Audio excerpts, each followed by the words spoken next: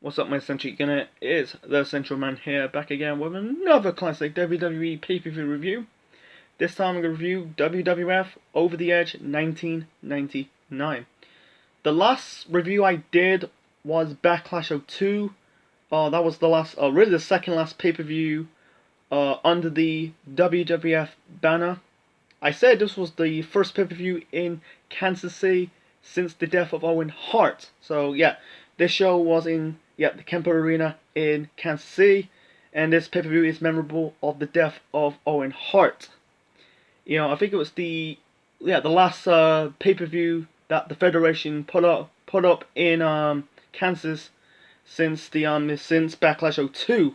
You know, the next non-WWF pay-per-view did a show in Kansas City was WCW. That was Slamboree in 2000, the following year.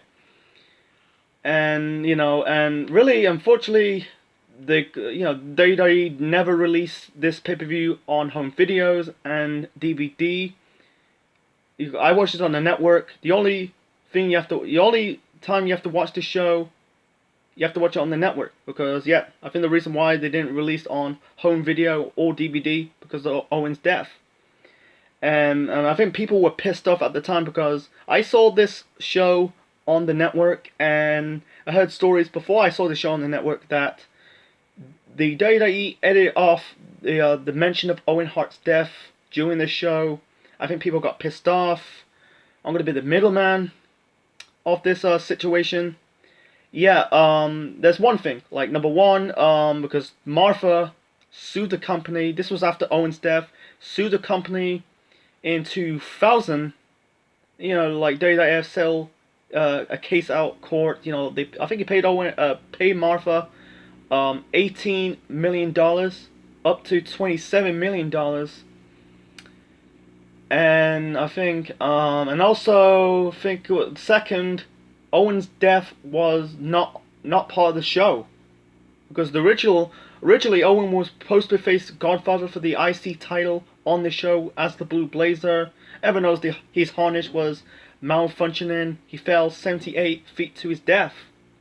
That's the reason why it's not part of the show. That's the reason. It's a good reason. This is why they didn't do the updates show the updates of Owen's death, because you want to see it. There's YouTube. Anyway, so this show was at the Kemper Arena, Kansas, Missouri, 23rd of May, 1999. The attendance for the show was 16,472. The commentators for the show are JR and The King. So the first match to kick off Over the Edge 1999, we got the WWF Tag Team title match between Kane and X-Pac defending the belt against D'Lo Brown and Mark Henry, with Ivory in their corner. Ivory in this match, she didn't really do nothing in this match, when I saw it. And Ivory, she's a good woman. She's a beautiful woman. Let's be honest. She's got that good body, good abs. Really, D'Lo, they were booing D'Lo. They're chanting D'Lo sucks. Like, I think one more of the match, I think it was D'Lo or Mark Henry. Keto rammed X-Pac's crutch near the ring post. I think like X-Pac was about to do a move out off the top rope, and then Mark Henry catches him, rammed his back near the ring post. It was really a good, decent match. Everyone had their moments. In the end, X-Pac hit the Bronco Buster onto D'Lo Brown, and Kane hit the chokeslam to Mark Henry to win this match and retain the WWF Tag Team Championships. So, a good match to kick off the show, and this show went downhill after that. The second match of the show, originally, actually, before that, like, the third match was, I'll get to the third match later on. So the second match, we got the Hardcore title match between Hardcore Holly versus Al Snow. This rivalry was over Pierre. Pierre is basically this moose or cowhead. That's what they're fighting for. not fighting for, but that is the rivalry. The feud is Pierre the Cowl Moosehead. This match was a typical standard hardcore match. Wasn't fancy, but at the same time wasn't like bad or sloppy.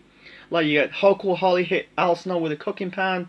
Snow kind of sprays some fire extinguisher onto Hardcore Holly.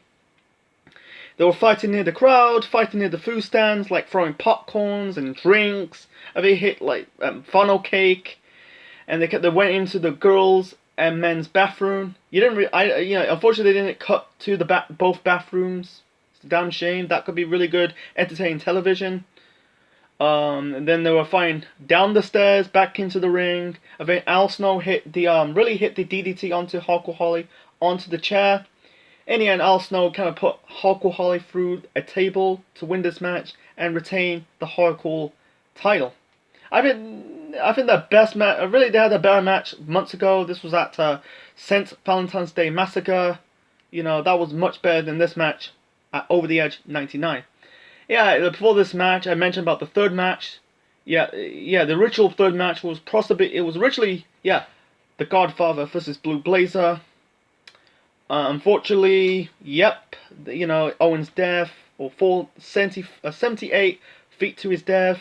I think, you can't really see the updates, so yeah, I think they kind of move on to the next match because the show kind of continued. I think like the first match between Kane and X-Pac versus D'Lo Brown versus Mark Henry for the title, the tag team titles. I think the crowd were into it. I think like the last match, Al Snow versus Hardcore Holly for the Hardcore title. I think the crowd died. Yeah, the crowd for the rest of the show died after Owen. I think that was a mistake. Continuing the show, I'll get to it later on. So the third match, really the next match, same thing. We got a mixed tag team match. Jeff Jarrett and Deborah versus Val Venus and Nicole Bass. I feel like I don't know much about it. I think like Deborah is in this feud with Nicole Bass. At least with this match was alright. It wasn't bad, but it wasn't great. With Jeff Jarrett and Val Venus, they're kind of like the good workers. With Deborah, she ain't good in the ring. She was better off as a manager, a Thale. With Nicole Bass, she ain't that good, She was there because of her size. She's more like she was former bodyguard of Sable. She's like taller than China. I think she's 6'2", and bigger than China, 240 pounds. They had a little bit of some offense. At the end of the match, Deborah trying to hit Nicole Bass in the back with the guitar. It's funny, the guitar did not broke. I think, and Nicole kind of ripped the shirt off Deborah. That was funny. I think there were like puppy chants. In the end, Val Venus hit the suplex on Jarrett, hit the splash onto Jarrett off the top rope to win this match. It just serves its purpose. Like I said, it wasn't terrible, but it wasn't good at the same time. Okay, moving on to Road Dogg Jesse James versus Billy Gunn. This was the first match after the end of DX, because at the time DX was on its last legs because Triple H and China, they betrayed DX and go on to join the corporation. I think right now it's the corporate ministry. I'll get to that later on. The remaining DX members are X-Pac, Billy Gunn, and Road Dogg. The Outlaws, and Billy Gunn turned on DX. Turned on both Road Dogg and X-Pac. This was Billy Gunn's really first match as a heel.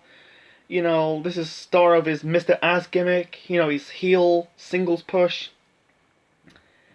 Yeah, this match was not that good. Not that good. It was one-dimensional. Both Billy Gunn and Road Dogg kind of locked each other with the sleeper hold. They were mostly brawling outside. In the end, Billy Gunn had a piece of rope. It was one of the ropes behind the turnbuckle. He wrapped it around his hand and punched Road Dogg in the face, hit him with the Famouser to win this match. Yeah, this was not a good match. Let's move on. And then we got a 8-man elimination tag team match. We got the Corporate Ministry versus the Union. The Corporate Ministry is basically the corporation and the Ministry of Darkness forge. I think it's forged. It kind of formed on the end of April of '99. The formation of both the corporation and the Ministry kind of formed, merged, grouped together. Yeah, so in the Union, I don't know why is the Union all about. That was the only pay-per-view match of the Union. Anyway, the Corporate Ministry, the members represent the Corporate Ministry in this match. You got Big Boss Man, the Acolytes, and Viscera taking on the Union. That is Mankind, Big Show, Ken Shamrock, and Tess. This one has no purpose. It was just filler. I'll get to the eliminations. The first person got eliminated was Tess. He got eliminated by Bradshaw. Bradshaw hit the clothesline from hell. And then Ken Shamrock eliminated Bradshaw via the ankle lock. Bradshaw tapped out. And then Shamrock got himself disqualified because he kind of when he locked the ankle lock onto Farouk reached the ropes. He refused not to give up the really still locked in the ankle lock. Shamrock got pissed off, pushed the referee over, got himself disqualified. And yep, and was the third person? Actually, Big Show. I think Big Show and Viscera. I think they got himself disqualified. Not disqualified, but they got himself counted out. Didn't receive that. So in the end, Mankind was the sole survivor. He locked the Mandible Claw onto the Big Boss Man to win this match for the Union. Unfortunately, the Union was no more after that. I don't think they did the official breakup. You could tell they were faded away, had no purpose. With the corporate ministry, it was some members of the corporation and some members of the Ministry of Darkness formed this group together. Anyway, so I think it's the first time both factions formed a group together until Immortal and Fortune did it a decade later. Anyway, move on to the semi-main event. We got The Rock versus Triple H. This is Rock's first pay-per-view as a babyface again after the corporation kicked The Rock out of the group after he failed to win the WWF title at Backlash against Austin. I think they broke The Rock's arm. Triple H broke Rock's arm, hitting him with the sledgehammer. On one episode on Raw, he kind of put him in the casket and destroying the casket when The Rock inside. In this match, before this match, you had Rock in China beating down not Rock in China, Triple H in China beating down The Rock backstage before this match, and then Triple H came out to the ring, cut a promo, says, and make the referee count the 10, trying to count The Rock out. The Rock managed to get into the ring. It was mostly a brawl, and there's one funny part. You had The Rock on. He grabbed one of the Spanish announcers' headphones. He said the Triple H is going to lay the monkey asses. I don't know what he said. That was funny. Rock on wearing these headphones, the commentator's headphones. That was funny. And then throughout the whole bulk of this match, Triple H was working on the injured arm of The Rock. And China kind of interfered, slamming The Rock's arm near one of the announce table. It was back and forth, very physical. I think one more of the match, Rock hit Triple H in the head with the chair while when the referee got knocked out. Triple H was bleeding. Rock was about trying to hit the people's elbow. China kind of interfered. Triple H and China beat down The Rock. And this was after disqualification because Triple H kind of pushed Earl Hebner. This is set up a mini rivalry throughout the rest of the Earl Hebner's run in the company. When Triple H and Earl Hebner had the rivalry, they both get into people's faces.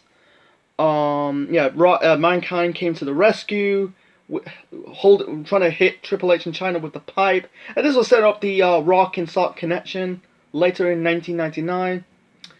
Anyway, moving on to the main event, we got the WWF Championship match between Stone Cold Steve Austin versus The Undertaker, with Shane McMahon as the special guest referee. Originally, it was supposed to be Vince and Shane as referees. Unfortunately, on an episode of Heat before the show, Vince was in his really in this match with Mideon, and Mideon broke Vince's ankle, and that was the strategy for the corporate ministry to make sure Vince left the show on an ambulance. And yeah, during this segment on the show earlier, Shane was marking Vince. Yeah, so yeah, Pat Patterson was the replacement for Vince as the referee. Unfortunately, he got chokeslammed by the Undertaker. This was more like a brawl. I think the fully loaded match, the first blood match at Fully Loaded, was way better than this match. It was more a brawl, because I think Austin was slowly getting past his best, because I think he was hurt. He was wrestling injured. He did show up on television, but at the same time, he was not wrestling that much. And also, this was after when Undertaker was trying to sacrifice and marrying Stephanie McMahon on Raw. That was, the Undertaker's gimmick was poor. The Ministry of Darkness gimmick, that was so poor, because he's trying to kill people on television. Yeah, not too much. You had like Austin work on the leg of Taker work on the leg of Austin. Vince came back. And you had Austin and Vince trying to get in their face. Shane kind of pushed Vince onto Austin. Taker rolled up. Shane did the 3 count, and Undertaker won the WWF Championship for the 3rd time. It was so overbooked, so over the top, but it was still, I will say, match of the night. It was a bit boring. I feel like the match of the night for me has to be Rock and Triple H. That's in my opinion, but yeah, at the end of afterwards, the aftermath, you had basically Vince turned heel, became the higher power, and set up the Shane and Vince versus Austin, the ladder for the control of the WWF at King of the Ring 99. Austin won the title back a month later on Raw, and they set up the fully loaded end of the era match, the first blood match, led Vince left the company for a few months. I'll do the review of Fully Loaded 99 really in the near future. So anyway, so my final rating for Over the Limit 1999, I'm gonna give it a 4 out of 10. Let's be real, 4 out of 10. I think Rock and Triple H and Austin and Taker, they were good matches, but it was too little too late, and it did not save this show, man. Because Owen's death really played a massive impact on the show, and throughout the whole, after the tag team title match, all the matches, and the crowd did not care about the matches, did not react to all the matches, rest of the show. You could tell, after Owen's death, people just do not care because of Owen's death, I feel like, the 3 good matches you have to watch on the network has to be the tag team title match between Kane and X-Pac versus D'Lo and Mark Henry, Rock versus Triple H, and Austin versus Taker for the WWF title. Yeah, the 2 bad matches on the show has to be Billy Gunn versus Road Dogg, the Corporate Ministry versus the Union in an 8-man tag team elimination match, Al Snow versus Hulk O'Holly, and the mixed tag team match. They're okay, but it wasn't bad, but were not super fantastic. It was there. They're just there, I'm trying to say. So if you want to play a part, what WWE pay-per-view, classic WWE pay-per-view, if you want me to review, if it's good, bad, or something in the middle. So that's next time on this segment, I'm gonna review one of the worst SummerSlams in the Ruthless Aggression era. That will be SummerSlam 2007. So that's my review of Over the Edge 1999, the last Over the Edge pay-per-view in WWF history. Leave your thoughts in the comment section below, smash the like button, and subscribe to the Central Man Network on YouTube. And this is the Central Man officially signing out. Rest in peace, Owen. This is Over the Edge 1999. Not a good show.